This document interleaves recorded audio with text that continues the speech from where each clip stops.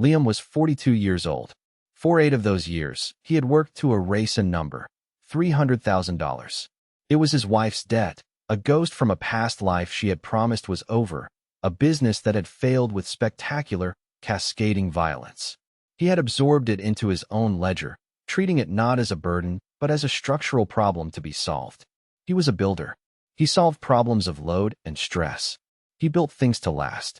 He worked double shifts at the firm, took weekend contracts pouring foundations for spec homes in the valley, slept in 4-hour increments, and drank his coffee black and bitter from a steel thermos. He watched the numbers shrink on the online portal, a pixelated testament to his labor. The day the balance hit zero, he did not celebrate.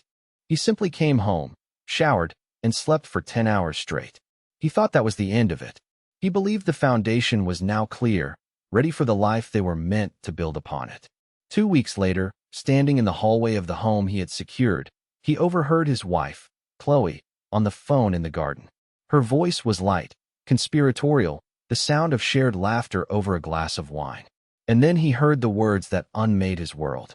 He heard her call him pathetic. What he did next would cost her everything. Tell us where you're watching from in the comments. And be sure to subscribe for more stories of quiet competence and earned justice. The life Liam had constructed was one of deliberate order. He was a partner at a structural engineering firm that specialized in seismic retrofitting, a job that demanded an almost religious attention to detail. His days were spent in calculations of shear stress and tensile strength, of how a building behaves when the solid ground beneath it turns to liquid. He understood that catastrophe was not an event but a process, a series of overlooked warnings and compromised supports. He applied the same logic to his own existence. His truck was maintained on a rigorous schedule. His tools were cleaned and stored in their designated places after every use. His finances were tracked on a spreadsheet with color-coded columns for income, fixed expenses, and discretionary spending.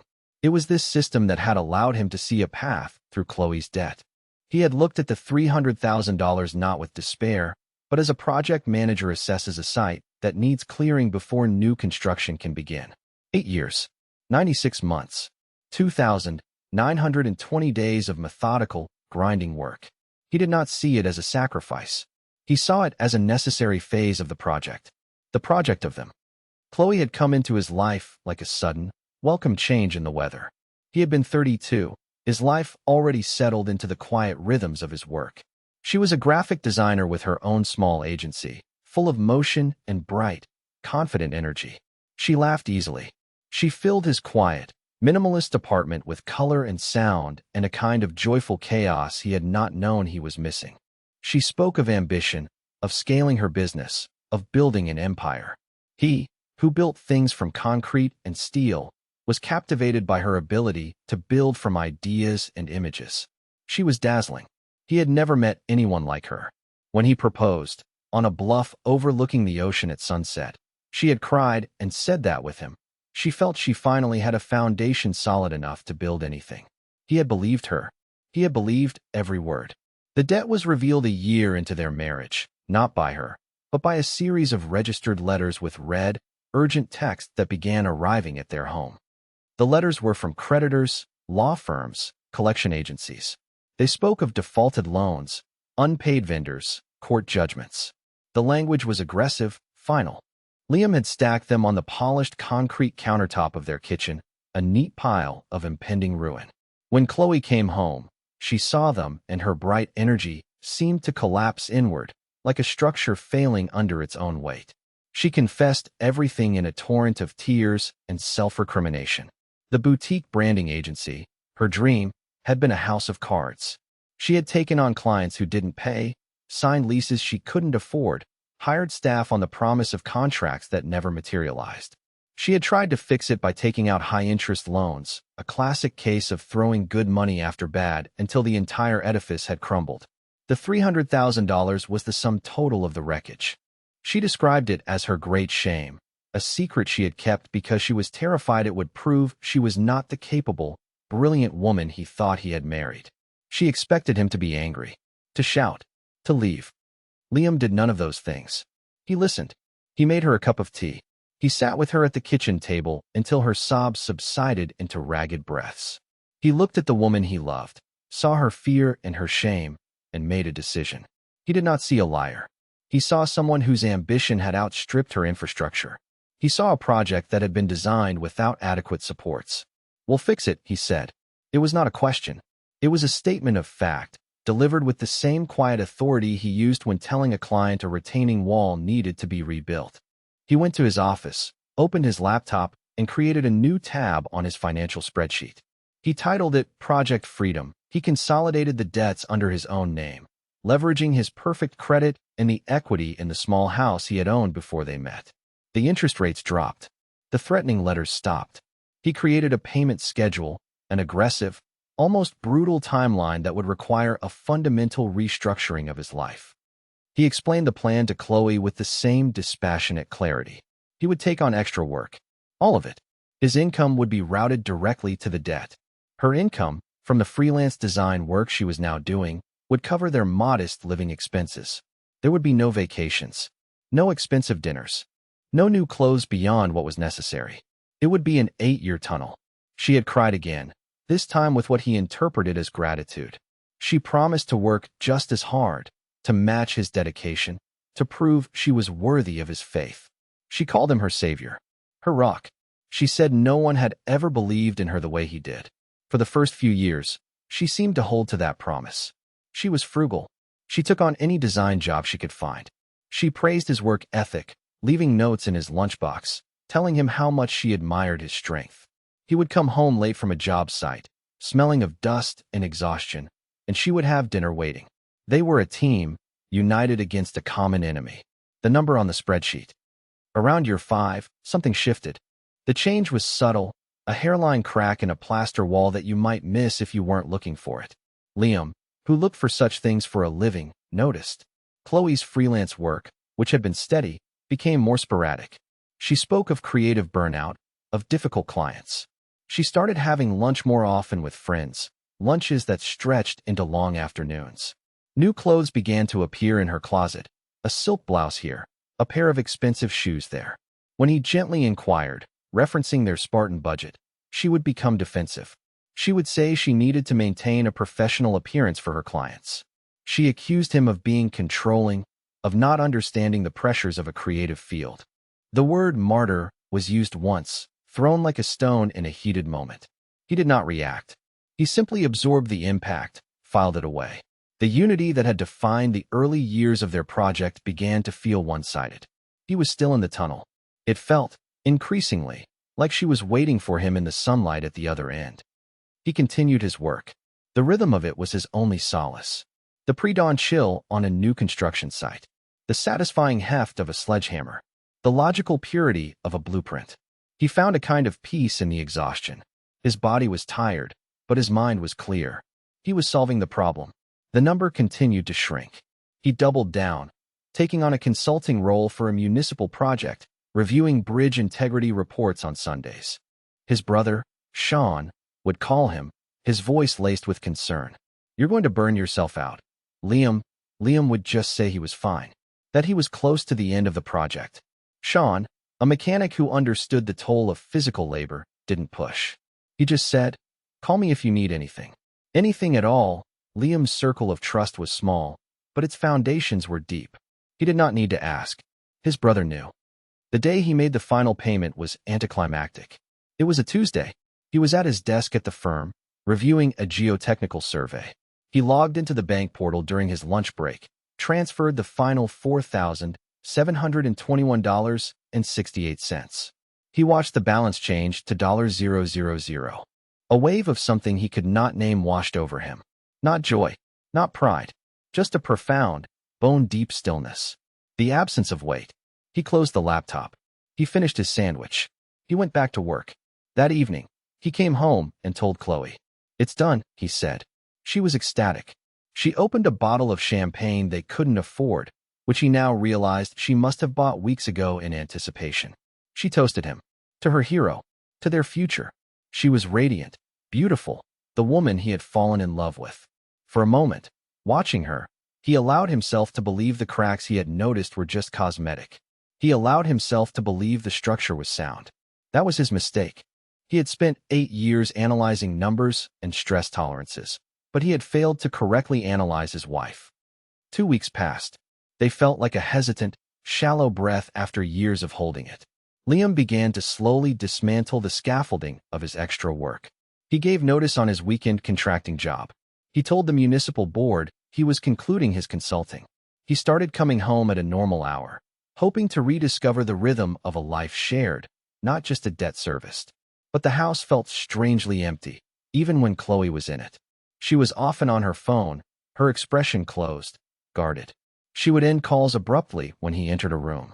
She said it was work, a new and exciting project she was pitching with a potential partner, a man named Julian.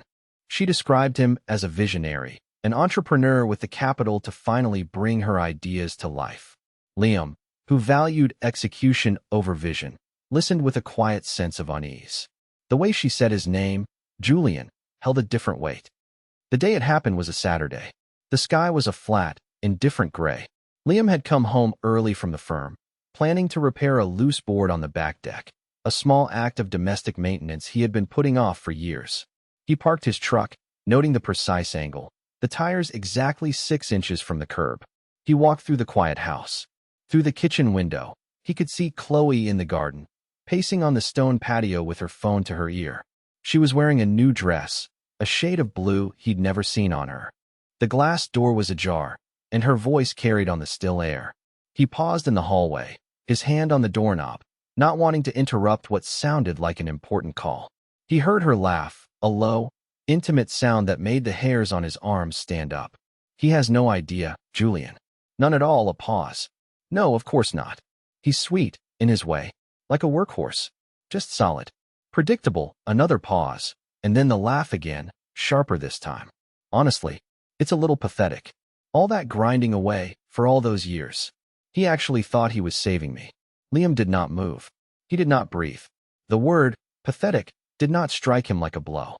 It entered him like a shard of ice, lodging itself deep behind his sternum. It was not the insult that wounded him. It was the clinical precision of the assessment. It was the tone, the casual dismissal of 8 years of his life. He saw it all in that one moment, a complete and devastating structural failure. The cracks were not cosmetic. They went all the way to the foundation. The entire structure was a lie. He stood in the hallway and felt the floor drop out from under him, the familiar sensation of the earth giving way, but this time it was happening inside his own chest. He heard her say, "Soon, baby. Once the funding is secured, I'm gone. We can finally start our life." He backed away from the door, silent as a shadow. He did not go out to the deck. He went to his home office, a small, spare room that contained a desk, a chair, and a single bookshelf of engineering manuals. He sat down in the chair. The room was cool. The hum of his computer was the only sound. He looked at his hands, resting on the desk. They were calloused, strong, the hands of a builder. And he began to think, not about what had been destroyed, but about what he needed to do next. He began to perform an inventory. He sat at the desk for what might have been an hour or 3. Time had lost its familiar, linear progression. It was now divided into 2 distinct eras. Before he heard the word, and after. He did not feel rage. Rage was a hot, expansive force, and what he felt was cold and dense. It was the feeling of discovering a fatal flaw in a core support beam of a building you had just signed off on. A feeling of profound, sickening responsibility. He had miscalculated. His assessment of the materials had been wrong. The inventory began. What he knew. Chloe was having an affair with a man named Julian. They were planning to start a new life together, funded by some external capital. She viewed his 8 years of labor not as a gift of love, but as the pathetic drudgery of a simple-minded beast of burden. She was waiting for this funding before she left him. What he didn't know, who was Julian? What was this new business venture? Where was the funding coming from? And, most critically, what was the timeline? He did not get up. He opened his laptop. The machine, like all his tools, was clean, efficient, stripped of all non-essential software. He started with the name, Julian. He cross-referenced it with Chloe's professional contacts, her social media, the sparse digital footprint she maintained. He found him in under 5 minutes. Julian Croft, a man with a slick, professionally photographed profile and a history of short-lived, venture capital-fueled startups that burned bright and fast before disappearing. His profile described him as a disruptor, and as serial entrepreneur, Liam saw him as a demolition expert who specialized in other people's money. He kept digging. He found the new company Chloe and Julian had registered 2 months prior. Elysian Branding Group. The name was pretentious, aspirational. The business address was a mail drop service downtown. He then accessed their shared bank accounts. He had not looked at them closely since the debt was paid, assuming Chloe was managing their household expenses as agreed. He was wrong. The statements told a story of lunches at expensive restaurants he had never heard of, a story of charges from boutique hotels in a nearby city, a story of cash withdrawals, small at first, then larger, more frequent. The dates of the hotel charges corresponded with days Chloe had claimed to be at client meetings or creative retreats. He methodically downloaded every statement for the past year. He created a new folder on his desktop. He named it Evidence. He then accessed their phone records. It was their family plan, another detail he had set up and managed without a second thought. He filtered for the number he now knew belonged to Julian Croft. The call logs were a brutal architecture of deceit. Hundreds of calls, thousands of text messages, calls made late at night, after he was asleep, calls made in the morning, as soon as he had left for a job site. The duration of the calls grew longer and longer over the months, an escalating intimacy plotted on a timeline. He downloaded these logs as well. He placed them in the evidence folder. He worked with a cold, detached precision, the way he would analyze seismic data. Each piece of information was a data point, contributing to a complete picture of the system's failure. He was not a husband discovering infidelity. He was an engineer conducting a failure analysis. When he had gathered all the digital evidence he could from the house, he stood up. His legs were stiff. The sun was setting, casting long, orange bars of light across the office floor. He walked to the kitchen. Chloe was there, humming to herself as she chopped vegetables for dinner. She looked up and smiled at him, a bright, manufactured thing. "Hey you. I was wondering where you went." He looked at her face, the face he had loved for 10 years, and felt nothing. The emotional connection had been severed as cleanly as a snapped cable. He saw only a stranger whose motives he now understood completely. "I had some work to finish up," he said. His voice was level, unchanged. This, he knew, was his greatest advantage. His steadiness, which she had mistaken for pathetic simplicity, was now his shield. She could not see the calculations happening behind his eyes. She could not see the storm that was gathering. The next morning was a Monday. He rose at his usual time. For 30 a.m. He made coffee. He packed his lunch. He left the house before she was awake. But he did not go to the firm. Instead, he drove to a diner on the industrial outskirts of the city, a place where truckers and shift workers ate in silence. He sat in a booth and ordered black coffee. At exactly 7 a.m., he called his brother. Sean picked up on the second ring. "Liam, what's wrong?" He didn't ask if something was wrong. He knew. Liam's voice, though calm, was not the voice of a man calling to chat. "I need a favor," Liam said. "I need you to find out everything you can about a man named Julian Croft and a company called Elysian Branding Group. Specifically, their financial backing." Sean did not ask why. He was a mechanic. He knew that when a client brings in a car with a strange noise, you don't ask about their vacation plans. You find the source of the noise. "Got it," Sean said. "Give me 48 hours. Liam's next call was to a number he had not dialed in 3 years. Ms. Davies was the top litigator at a firm that had handled a complex contractual dispute for his company. She was sharp, expensive, and did not suffer fools. Her office line went to her assistant, who informed him that Ms. Davies's calendar was booked for a month. "This is Liam Hennessy," he said, his voice quiet but firm. "Tell her it's a structural matter. She'll know what it means." 10 minutes later, his phone rang. It was her private number. "Liam," she said, her voice crisp. "Structural, you said. Is this about a building or a marriage?" "Both," Liam replied. There was a pause.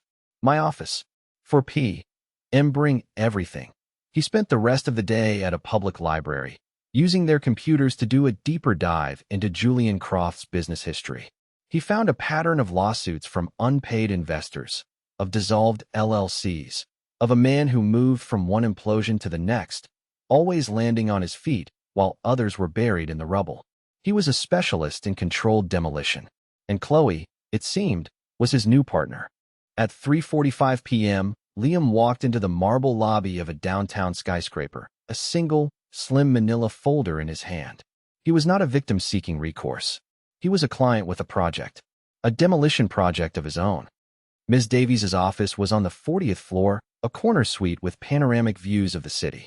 The space was minimalist, organized with the same ruthless efficiency as its occupant. She was a woman in her late 50s with graying hair cut in a severe, elegant bob and eyes that missed nothing. She did not waste time on pleasantries. "Sit," she said, gesturing to a leather chair opposite her vast glass desk. "Talk." Liam sat. He opened the manila folder and placed a single sheet of paper on the desk. It was the summary page from his Project Freedom spreadsheet, showing the starting debt of $300,000 and the final payment date. "This was my wife's debt," he said. "I paid it off 2 weeks ago." He then placed a second sheet on top of the first. It was the bank statement showing the hotel charges. He had highlighted them in yellow. "This is how she celebrated." He continued this way for 10 minutes. Each document was a layer, a piece of the story laid bare. The phone logs, the business registration for Elysian Branding Group, the printouts of Julian Croft's history of failed companies. He did not editorialize. He did not raise his voice. He presented the evidence as he would present a findings report to a client. Ms. Davies listened without interruption, her gaze moving from the documents to Liam's face and back again. She picked up the phone logs, her eyes scanning the columns of dates and times. "The affair is clear," she said. "A classic breach of trust. Emotionally devastating, financially straightforward in a divorce. But you didn't come here for a simple divorce, did you, Liam?" "No," he said.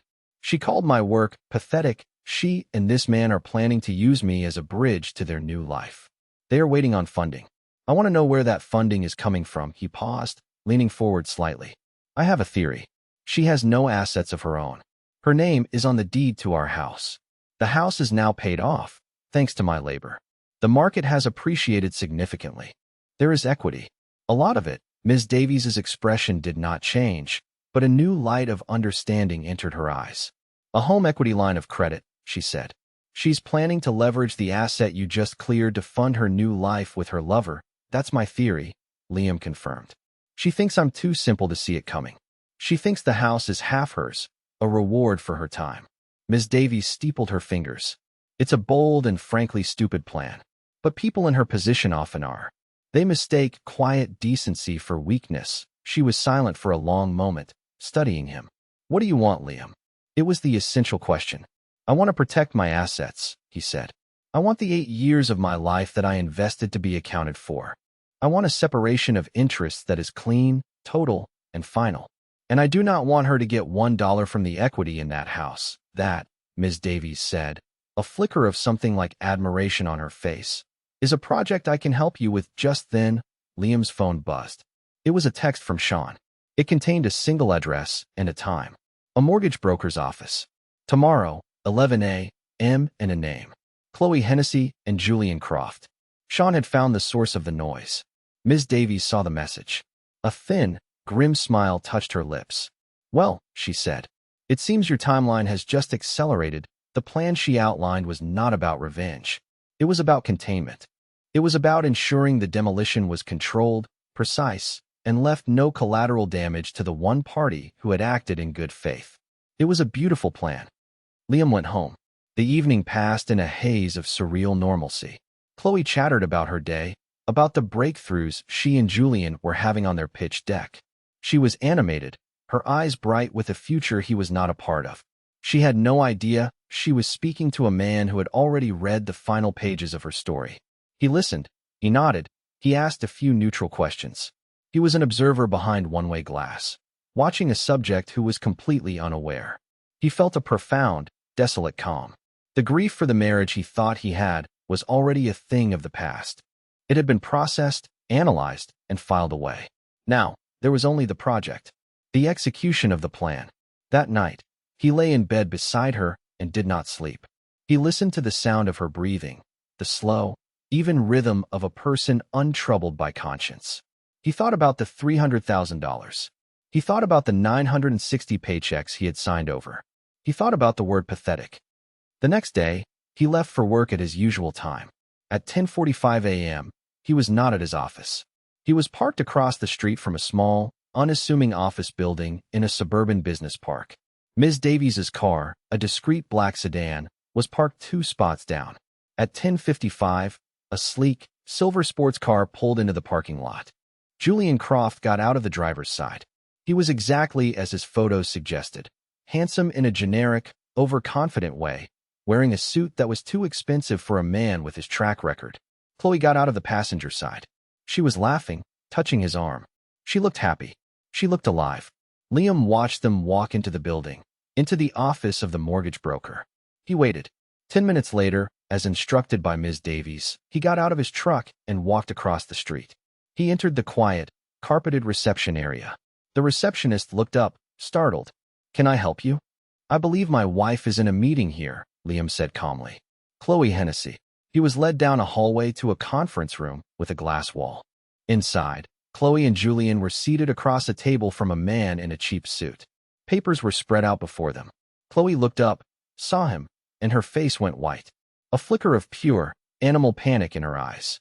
Julian looked annoyed, an interruption to his master plan. Liam opened the door and stepped inside. He did not look at Julian. He looked only at his wife. "Hello, Chloe," he said. His voice was quiet. "What are you doing here?" she stammered, her voice thin. "This is a private business meeting, I know," Liam said. "Elysian Branding Group. I've been following your progress. It looks very promising."